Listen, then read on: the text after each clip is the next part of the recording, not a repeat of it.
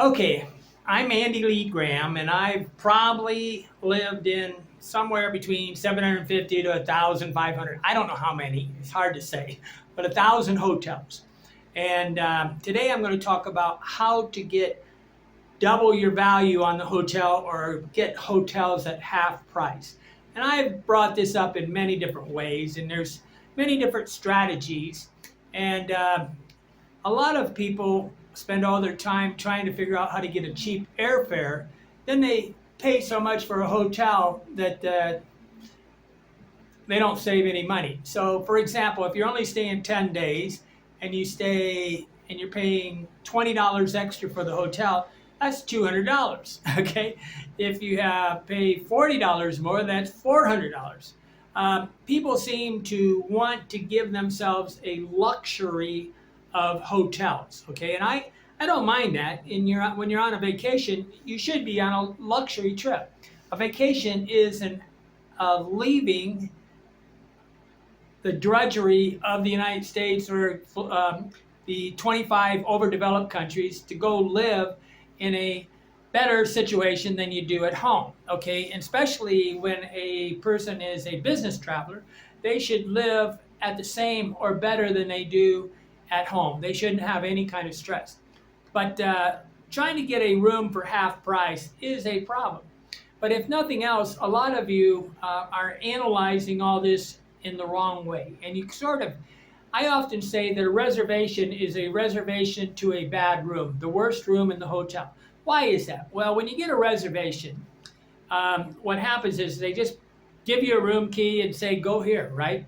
And this you can stop. I was in a hotel for $85 in New York City, going to a public relations firm where we had about 15 of the biggest travel websites in the United States, independently owned travel websites. We were having a meeting, get together, whatever.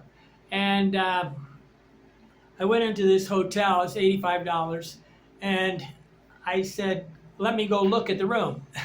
They looked at me like, what? I mean, they almost never have anybody go look at the room. But normally, the bigger the hotel, the worse the Wi-Fi. And I know this, okay? Now, a lot of business travelers like it when they have bad Wi-Fi because they can tell their boss they had bad Wi-Fi and they don't have to work as much. But I require great Wi-Fi just because I enjoy the optimum. Plus, I'm self-employed, right? But I looked at three different rooms, or three rooms, and the fourth room I looked at actually had proper Wi-Fi.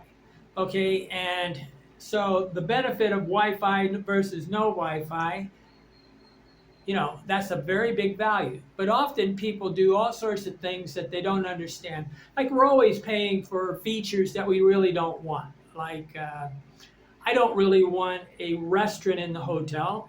I especially don't want a bar. I would like one next door, and I'd like 5 or 6 restaurants around, but I really want the adventure of leaving the hotel to go eat, okay? I do know that sometimes for business people, they need the restaurant in the hotel to do it. And if there is a restaurant in the hotel and it's for business, it sure as hell ought to open up at 4 o'clock in the morning, okay? I mean, they open up at 8 o'clock and the people are all ready to work. But I'm going to tell you some stories. Dave, a scrawny stockbroker in Sosua, Dominican Republic, asked me how to find a $10 hotel. And I said, Dave, you have to believe in the hotel. Okay? What happens is that people think that a cheap hotel inside the United States, like right now, a cheap hotel inside the United States is probably $45. And they think, they transfer that price to the world. And, well, guess what? They're paying in Mexico, in Guatemala, in Thailand, they're paying the workers $20 a day or $15 a day. They constructed a whole building with extremely cheap labor, and there's no reason they need to pay $45 a room, okay? But when you believe that you don't understand the value, okay? See, the biggest problem is somehow people think that the price of a room stays the same across all cultures. So the poorest country on the planet is where they ought to be the cheapest, which is like Niger, Africa, in Sierra Leone and Burkina Faso. But often these can be the most because a lot of people, especially the aid organizations and the missionaries, they have to live in first-class hotels or they don't feel safe. But there's so many things that go into getting a hotel. But Dave had lived in many hotels, and he lived in a $10 a night hotel in Sosua because he rented by the month. And this is always a way to cut the price of the hotel in half, is negotiate a room for a month. Almost always you can get at least a third to a half off. But I never could convince him to believe that that there is always a $10 room. Even in the United States, you can get really great prices on different things if you plan ahead. Now, don't get me wrong, the more expensive the rooms, the more organized the booking services, the more systematically institutionalized we are in the United States and Western Europe and Japan or whatever, the more it's like a cartel or a trust, okay? They keep the prices high and they all agree on the prices so that they can make a lot of money, okay? But the longer, the higher the prices, the longer you have to work to get the lower price. Then sometimes it might be, there's a trade-off. Well, should I work to get the lower price on the airfare, or should I get the lower price on the hotel room? I must always say that it's easier for a person to find a cheaper room. Contrary to what you think, Airbnb is no longer cheaper than hotels, okay? Sometimes it is, but as far as I'm not. I was sitting one time with a couple people in San Pedro La Laguna, Lake Atalan, Guatemala, and there's this hotel there that is down by the barrio, and it's just one of the most expensive hotels on the lake, and I literally went through all the pros and cons with a gentleman, and he was pretty smart, and I thought he could understand the differences. So we had a list of one hotel compared to the other hotel, and he still chose the other hotel because of the price. And this bias to believe that you get what you pay for is so insane that it's ridiculous. Okay, first of all, very few hotel owners are smart enough to go into all their competition's hotel. So there's always this mom and pop hotel that isn't on booking.com, that isn't on thing, that isn't just a nice person, right? Nice people that doesn't realize that they have overdeveloped their hotel to the point where it's better than even the 5-star hotels. You might call them a boutique hotel sometimes. There's people that all they do is improve and improve and improve.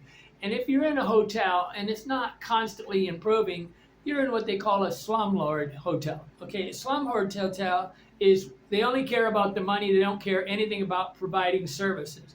So, but there's always this mom and pop hotel where they are just nice people, and it's a benefit. This is an incredibly big benefit to have nice people when you walk in the hotel. So if you walk into a hotel and they're not saying hello to you, I often say to people, your job title is receptionist.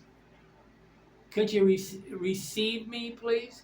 But people buy price. So there's a bias to buy price, and they have no clue what they're. Now, why do they buy price? Is because they really are not capable of analyzing the benefits. But take out a piece of paper, walk in the hotel, or before you go on a vacation, know what your major things, at least 10 things that are important to you.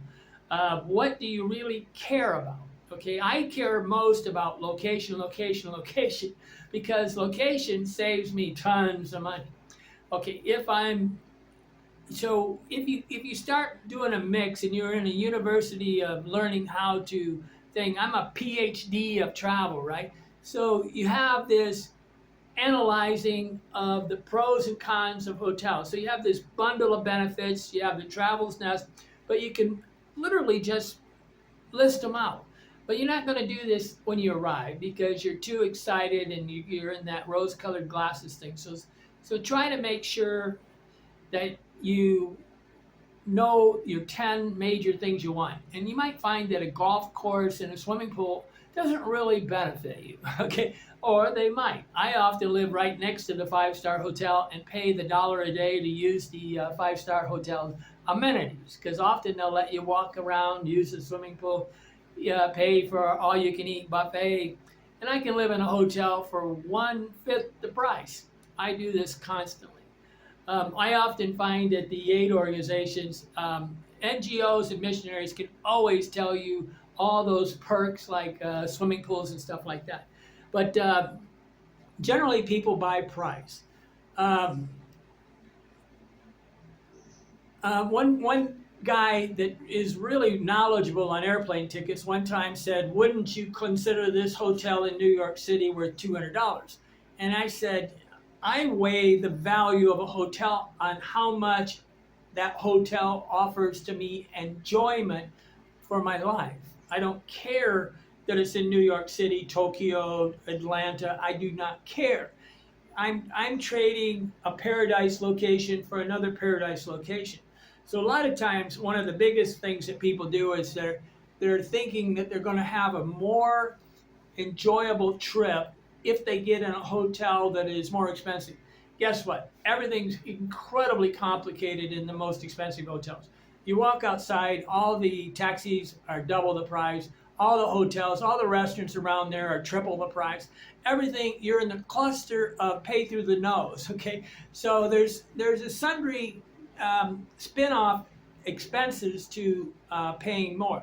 So the ideal hotel is really in an area where it's close to a supermarket. I mean, if you're close to a supermarket, the closer to the supermarket, almost always the more benefits there is to a hotel.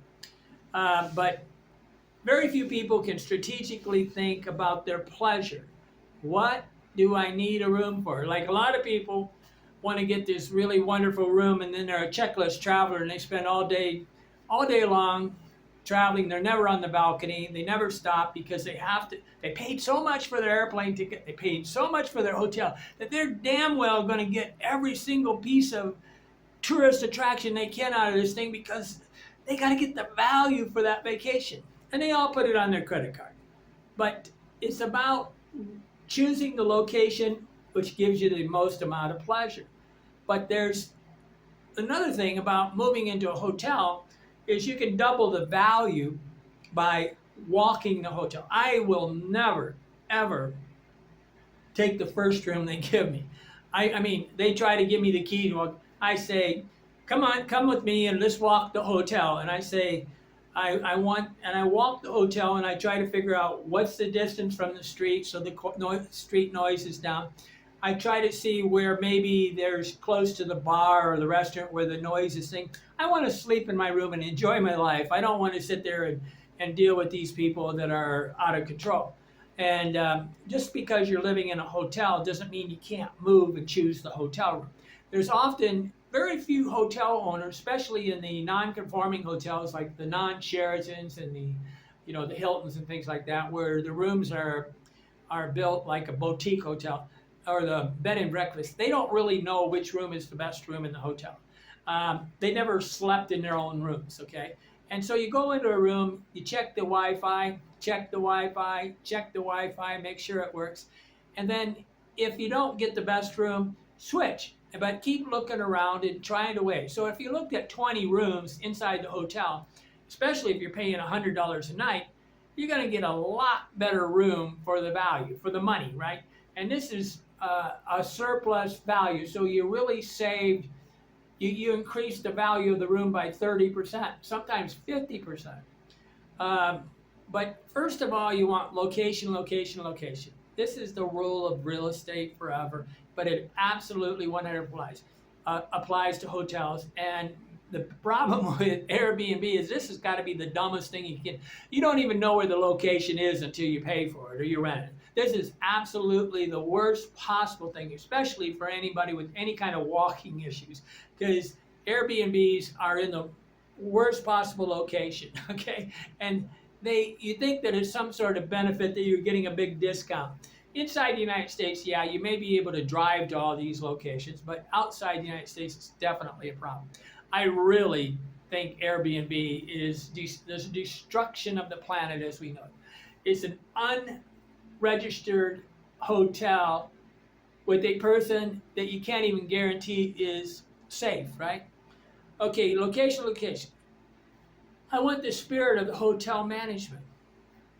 Can't do that in Airbnb. I can do it on. I will get hotel reservations for 2 days. Then I walk around during the day and walk around during the night, and then I choose the best location according to what I like to do, and I start surmising the place. But of course, I stay for a month, 2 months in most locations. I do stay 2 days, but as a rule, I will go for any big park. I'll go close to the park and close to the supermarket. Close to the supermarket's going to save you unbelievable amounts of money, okay? Just to be able to walk into the supermarket and buy water, buy sundry goods, things you forgot. These are valuable benefits. And the hotel is going to try to sell you toothpaste for 5 times the price. But the bundle of benefits is this whole pros and cons thing. And if you don't write it down, 97% of you cannot do this unless you write it down. Okay, I seriously say this. It's been proven by the military college in Maryland or something that only 7%, 5 to 7% of people can strategically think it. But you can actually copy a strategy by just writing down the pros and cons. So it's the same thing when you're buying real estate. You really got to get over the glamour of the place and start doing it. A good real estate agent's going to be able to tell you. Like when I sold a house, I would walk into a house. I'd go sit on the couch and open the fridge and look around. I like to look in fridges. But I would let them walk around. They said, "Why don't you walk with us?" I said, "I don't know this hotel. This real estate, this house." I said, "Do you want me to follow you so you can't talk? Or do you want me to sit around and talk about something I don't know?" Well, eventually, some of them, when they get to the point where they like a hotel,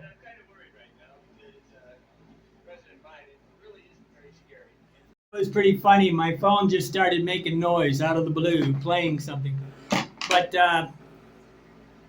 most people cannot do a strategy in their head. So you can really quadruple your possibilities by just taking out a piece of paper, not your smartphone. Take out a piece of paper and having the list of all your benefits that you would like in the hotel. And then when you're walking around or you're thinking, you might have your list in a cheat sheet. You could even have it in Google Docs, or you can have it in a Google Keeps or something. But you got to go through these benefits and make sure that you're knocking off all of them off. But when I was selling real estate, what I would do is I'd walk in, look at the fridge. I like to look at fridges. I'd sit down on the couch, watch TV if they had it on, and then I would just sit there. If they started laying out the furniture, some people start saying, "We could put the couch over there, do this." That's when I would get up and I would go study the house for what's wrong with the house. So I would do what the inspectors would do, and I would give them a list of every reason why they shouldn't buy the house. And then they would come up with the reason why they should buy the house, because most people can only think about the things they like when they're ready to buy a house. They can't think about the problems. But I would often include a new roof on the thing, or electrical upgrade, or whatever they needed to bring it up to a high level of maintenance so that it would be able to be easy to resell in, say, 15 years. I would get all the maintenance done, and I'd get these right in the contract. But the same thing when you're walking through a hotel, you got to make a list of the pros and cons of each room. And they become pretty easy in a boutique hotel or a bed and breakfast or anything like this, because one room will be spacious and the other room will have this awkward bathroom, and they very seldom make them really comfortable, okay? What they're selling in a bed and breakfast is a receptionist and a family atmosphere. If you're not getting a warm, cuddly feeling when you go in a bed and breakfast, you're in the wrong place, okay? A boutique hotel is the same thing. You should be feeling like the master of the universe, like you're the world's best friend. Everybody there is your best friend. A really great hotel has a maintenance man. I always say that. Okay, but here's some conclusions on how to get the price for half price. First of all, you can negotiate for a month. and then you're automatically going to get 30% off. And if they won't negotiate a price for 30%, go to another hotel. Walk around in the neighborhood, and take a little concentric circles around the areas where you want to live. Even when you're only staying 10 days, it's sometimes, if you're not right at Christmas or Easter or some big holiday where all the rooms are packed, you can roam around and find a better hotel. And that'll cut the price in half. Location, location, location. If you have to drive everywhere, it's going to cost you a lot more, and it's going to detract from your vacation. Okay? Cost expands because of distance, the distance from different things. Okay, so if you're far away from what you want to do, the higher the cost. This is why Airbnb is really not a great value. They try to get in a location. They won't even tell you where the location is until you buy it. And then they're going to make you buy, pay for a taxi or drive your car. Is that a vacation? Wouldn't you like to have a vacation from walking and driving and going to work? A lot of people they can't stop. They're institutionalized to drive everywhere. Therefore, they'll drive for 100 yards, okay? But truly on a vacation, I highly recommend that you get out of the mode of driving a car. The pros and cons list, you gotta get a piece of paper out. That's just it. You just have to get a piece of paper out. Bias to pay more. There's a cognitive bias that you're only getting the value if you pay more. And that's for the people that are not strategically capable of analyzing a property. And you haven't got out your piece of paper, and what you're doing is watching a bunch of advertisements. I always watched in the Exotic Marigold Hotel, and she says, I want the hotel in the brochure. That was a really funny thing, because the brochures and everything you're watching on the internet is just a lie. Okay, there's very few hotels that are telling you the truth. A really great auto service, self-service hotel could have a video, 2 or 3 videos of every room, so you could literally choose the room on actually what you see. And then they could have a footprint of the hotel and show you exactly the location. You could choose and get your money's worth. Very few hotels are giving you.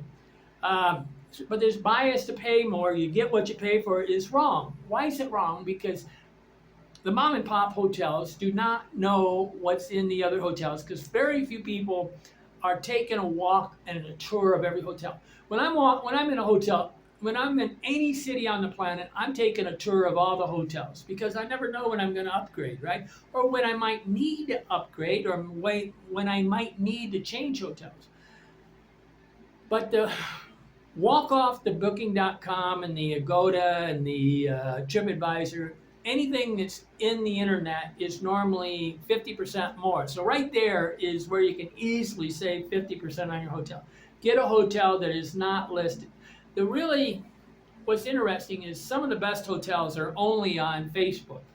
And I have a Facebook account just to do it. But I get on a map, a Google Maps, and then I try to zoom in until I can find every single hotel. But guess what? They don't put the best price hotels on Google Maps.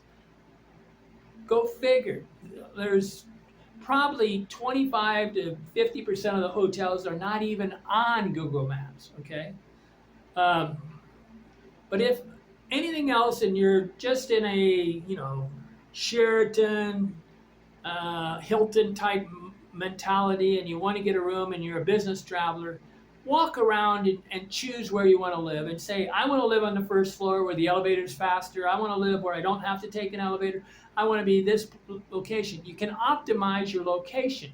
You don't have to take what they give you. They don't really complain much when you do this. Sometimes the worst hotel will just hand you the key and say, go do it yourself. A really good hotel is going to walk you on a tour of the hotel.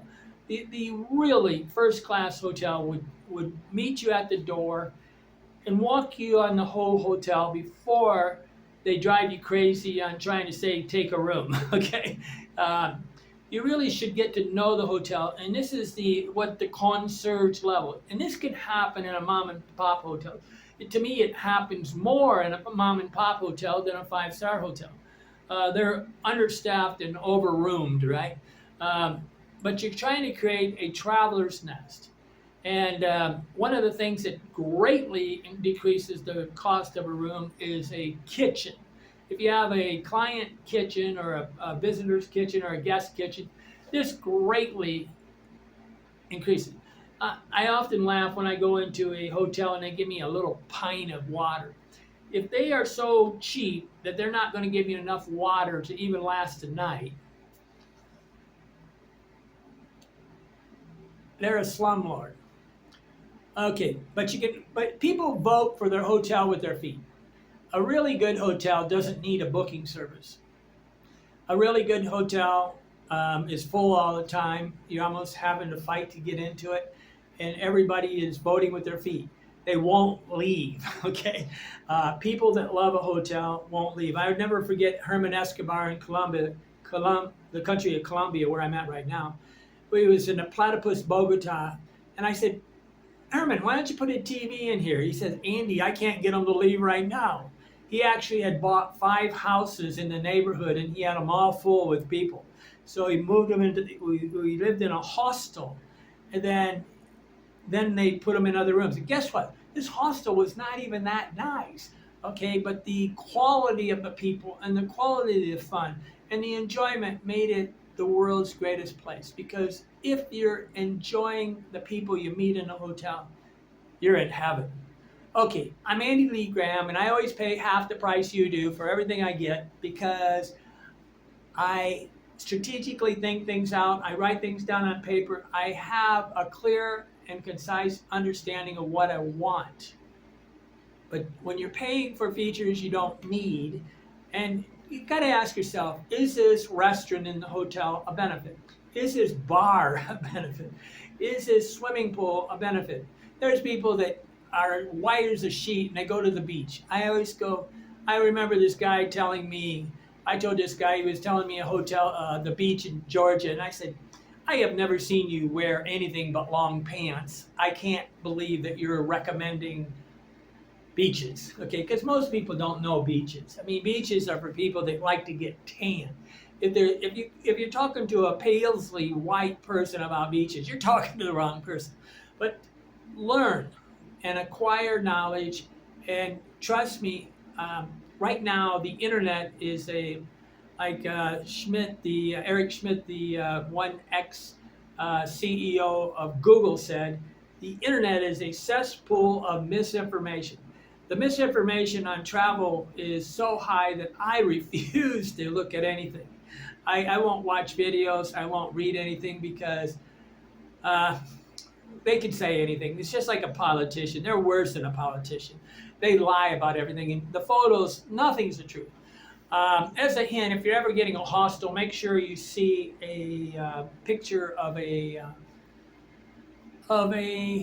locker, okay? And see, most hotels will give you all these benefits that are like form and beautiful, right? They don't show you all the ins and outs of things like we got 8 towels here, we got a tub that I can get into. So many people are so old that they go into a 5-star hotel and they don't even take a shower because they're afraid of the tub. Okay, there's so much to learn. Become a Patreon, and then you can get on these Zoom meetings with me and ask questions. And it's going to be like once or twice a month from now on. I'm Andy Lee Graham, and the Patreon is the only way to get on the Zoom meeting with me. You have to be an ongoing. I'm here and you're not. Why not? It's because I deal with the reality in reality. I don't have this, I don't sell an idea of lies, okay? And I want friendship more than I want money. Life is good, guys. Hit the subscribe button and you can get all your hotels at half price. Don't get me wrong.